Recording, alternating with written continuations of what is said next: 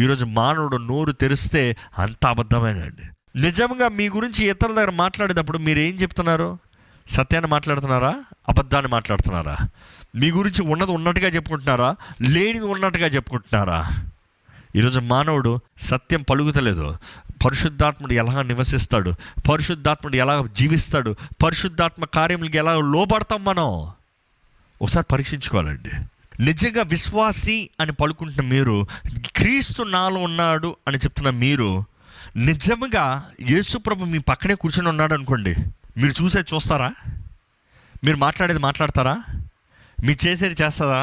దేవుని వాక్యం తెలియజేస్తుంది, మీ దేవుడు పరిశుద్ధుడు కాబట్టి మీరు పరిశుద్ధులై ఉండాలి. As God is holy, we are suppose to live holy life. పరిశుద్ధమైన జీవితం జీవిస్తానికి పోరాడాలండి. పోరాడుతున్నారా?